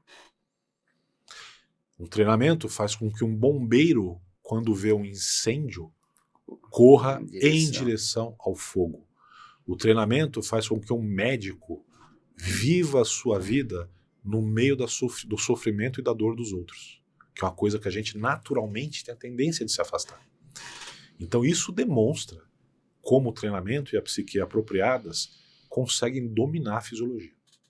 Aliás, você como médico, eu como psicanalista, tem a teoria vicariante, a gente tomar muito cuidado com isso, para a gente não assumir as dores do outro. Por isso que a neutralidade é muito importante. Agora, vamos lá. Vamos falar do Dr. Paulo Pessoa, deixando de lado esse jaleco de neurocirurgião, mega médico, uma formação pós-graduada em Harvard, para poucos isso, viu? Quais são os seus cientistas que ao longo da história fizeram a grande diferença para os seres humanos e que você se inspirou? Boa pergunta. Eu, do ponto de vista de ciência, obviamente Einstein, né? Louis Pasteur. Do ponto de vista da minha formação médica, tem duas figuras neurocirúrgicas que são cruciais, né? Então, na minha formação, meus contemporâneos, eu ainda vivo, fui ensinado por eles, o professor Yazar Gil e o professor Fernando Braga, que foi quem me ensinou a operar, é meu pai, digamos assim, na neurocirurgia, né? Quando a gente fala de neurociências em geral, eu acho que uma figura marcante é o Broca, que é o cara que começou a mapear as áreas cerebrais. É do Broca da afasia? E a história dele é muito interessante. Tem alguma coisa hoje avançada na afasia? Ainda... o Winnicott e Broca, né? As duas principais, né? Então... a compreensão e a e fala, a expressão, né? A expressão. O interessante na história, e que eu transplanto para hoje, para o recente episódio que a gente teve da pandemia, é a arte suprema médica, eu acho que é a arte da observação. Então, como é que o Broca descobriu que aquela área era responsável pela fala? Simplesmente observando. O que ele fazia? Ele via que o indivíduo tinha um AVC e perdia a capacidade de se expressar. Sim. Ele ia para a autópsia e via qual área cerebral estava danificada. E ele foi fazendo isso. E aí, sistematicamente, ele viu que sempre que aquela área estava danificada, havia um prejuízo da fala. Então, isso demonstra o quê? Que a capacidade de observação é o que diferencia um médico do outro. Da mesma forma, a penicilina foi descoberta. A história da penicilina, a descoberta do antibiótico, foi absolutamente fortuita. O indivíduo deixou ali de forma descuidada a janela do laboratório aberta. E aí teve uma tempestade que inundou uma parte ali da bancada de experimentos. E aquela bancada de experimentos tinha uma planta. Essa planta escorreu aquela água ali com a seiva da planta em cima da placa de cultura da bactéria. E a bactéria não cresceu mais. E como é que o indivíduo descobriu a correlação de uma coisa com a outra? Ele foi lá e observou. Então, durante a pandemia, nós tivemos médicos que observaram que o uso de algumas medicações ou de suplementos diminuiu o risco dos indivíduos que estavam doentes. Mas isso, de certa forma, foi demonizado. E com isso, a arte sagrada da observação médica foi demonizada e a gente pagou um preço caro por isso. Mas voltando para a afasia, tem hoje algum tipo de medicamento ou tem hoje algum tipo de cirurgia para isso? Não, ainda não. Ainda estamos em... Mas só terapias? Terapias, aí comportamentais, sim. Vamos dizer assim. Sim, e descobrir outras formas de expressão que não a verbal. Né? Muitas vezes o indivíduo ele tem prejuízos na fala, mas dois, né? mas ele consegue se comunicar escrevendo. Entende? Muitas vezes o indivíduo ele tem uma dificuldade de compreensão ali, muito focada para o auditivo, mas outras formas de compreensão está dentro da neuroplasticidade. Neuroplasticidade. Né? Quanto mais cedo acontece a lesão, maior a chance de alguma recuperação. Me fale como foi sua educação. Foi rígida, severa e foi branda? Você acredita que a rigidez na educação pode afetar, de alguma forma, na formação do caráter e personalidade dos filhos? Primeiro a gente precisa definir os conceitos, né? O que é rígido e severo? O que para mim foi algo muito tranquilo, hoje em dia pode ser encarado como algo extremamente rígido. Então eu fui criado... Assim, a rigidez, logicamente, sempre tem aqui, né, que é o excesso ou pouco, né, vamos dizer, dos pais, parentesco. Isso vem dos édipos, no caso, né, quer dizer, os excessos, pai que bebe, pai excesso, pai alcoólatra, mãe alcoólatra, pai que espanca, que bate, pai e mãe que bate, pai ou mãe ausentes, tudo isso pode refletir, somente nas fases pré-genitais, período de latência, né, dos 0 aos 12 anos de idade, afetar muito a questão da formação da personalidade, até a parte sexual da criança também, do futuro adolescente e jovem adulto, no caso, né? O que eu te digo da minha educação, e como eu acho que isso pode moldar, eu nunca apanhei. É a formação de modelos que a gente fala, né? Eu nunca apanhei, eu não tive pais alcoólatras, etc. Eu não tinha uma inflexibilidade, mas a todo tempo estava muito claro para mim quais eram os limites, até onde eu podia ir, até onde eu não podia ir. Eu me lembro de situações onde... Seu pai foi militar também? Ou não, meu pai é jornalista. Meu avô materno, militar. Não podia ser jornalista e militar ao mesmo tempo. Mas não, meu avô materno, com quem eu convivi muito, era militar. Né? Aonde ali eu considero que havia muito de uma transmissão de valores não verbal, que é como eu considero que a maioria das crianças aprende. Então, por exemplo, vou te contar uma situação da infância. Certa ocasião, meu avô, minha avó presentes em casa, minha mãe, receberam visitas. Obviamente, a natureza da criança é curiosa, ela quer estar ali. Eu me lembro muito bem do meu avô olhando para mim E eu entendi que aquilo ali não era o meu lugar. Já foi o suficiente para me retirar dali e ir pro quarto. Entende? Então, a educação, ela não precisa ser violenta. Ela pode ser firme, Assertiva, né? assertiva, estabelecer muito bem, isso aqui não é para você, isso você não pode, aqui você tem que fazer isso porque o adulto aqui sou eu. Não a punição, a cognição, fazer ele Isso, entender, o ego que isso, avalia. Exato. E não a punição, mas a responsabilização. Olha, você vai perder o acesso ao seu celular, ao seu iPad, não vai dormir na casa do seu amigo, porque você transgrediu uma norma já pré-estabelecida. Isso não é punir, judiar. Pelo contrário, isso é responsabilizar e preparar para a vida, porque na vida vai ser assim. Se você não pagar sua conta, você vai ter um problema. As pessoas estão tirando das pessoas da educação hoje o direito de se frustrar. Não, frustração faz parte da educação, e muito. Sim, Porque sem a frustração não há resiliência. sim. Óbvio que você pode fazer isso de uma forma acolhedora. Sim. Né? Assim, você frustrou o seu filho, porque você o proibiu de fazer alguma coisa que ele queria muito, mas ele não vai fazer porque ele transgrediu uma norma que vocês tinham combinado. Ele vai chorar, ele vai fazer birra.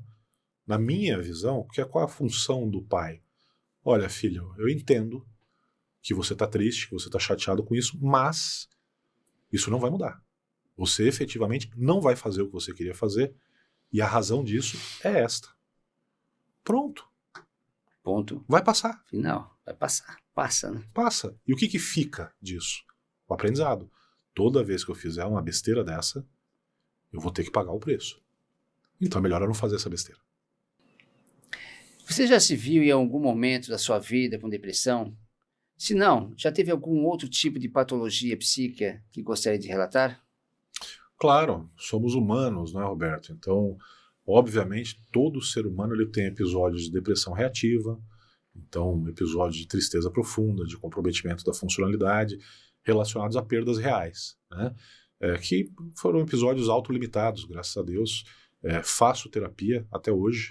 Eu acho que isso não é só Há quanto tempo? Há anos. Eu não acho que isso é alguma coisa para quem está doente. Sim. Eu acho conhecimento, né? e vivemos um mundo e ainda mais a minha especialidade, né, é um ambiente de alta performance e alta pressão. Então a gente precisa ter um espaço para tratar disso de forma isenta, né? Obviamente, além disso, episódios de ansiedade, que são normais na vida do ser humano. Nós vivemos, se movimentar, claro, né? nós vivemos numa sociedade ansiogênica. Uhum. O modelo de vida ocidental hoje, ele é gerador de ansiedade. E a gente precisa, o primeiro passo para a gente conseguir desempenhar e performar melhor é reconhecer isso e lidar com isso. Acredita, então, na psicanálise ou na psicoterapia? Plenamente. Como um método, um meio de ajuda ao autoconhecimento e nossa saúde mental? O meu terapeuta junguiano, inclusive, que vai ver isso aqui, ele sabe muito bem o quanto ele me ajuda. Ele é junguiano, né? Mas não importa, Jung, Freud, o que seja, ele é um terapeuta que faça. Exatamente. Existe uma fábula muito famosa que fala a respeito de 7 sábios cegos, e um dia uma aldeia da Índia chegou um animal lá que ninguém sabia o que era, chamaram os sábios, foram 6 sábios, puseram cada um num canto do elefante, e aí cada sábio tinha uma ideia, falava, não, isso aqui é uma cobra, estava na tromba do elefante e descreveu a tromba. O outro, não, isso aqui é uma planta, porque estava na orelha, era plano, rígido. O outro, não, imagina, de jeito nenhum, isso aqui é uma coluna grega, porque estava examinando a pata do elefante. Chamaram o 7º sábio, ele pediu para uma criança desenhar, e aí ele chegou à conclusão, olha, vocês todos estão falando a verdade, vocês estão falando a mesma coisa, estão falando do mesmo objeto de análise, mas de formas diferentes. Então eu acredito que a religião, as diferentes correntes psicanalíticas, elas nada mais são do que isso, são diferentes formas de chegar no mesmo lugar, que obviamente se adequam a diferentes indivíduos, porque a linguagem que você vai ter para acessar uma pessoa, às vezes ela vai ser mais sofisticada, menos sofisticada. Uhum. Então, o que importa é fazer. Para finalizar, o caminho do sucesso exige dedicação, estudos e longas horas de pesquisa. No seu caso, essa trajetória impactou o seu relacionamento familiar? Como você equilibra a vida profissional e pessoal diante dessas exigências? Certamente você precisa, porque o ser humano ele não é separado, de uma estrutura familiar muito peculiar se você deseja ter sucesso. Já impactou meu relacionamento em outras fases da minha vida, porque, como o seu espectador deve saber, a gente tem uma libido, né? E a gente vai direcionando essa libido mais ou menos em determinadas fases da vida para uma área ou outra da nossa vida.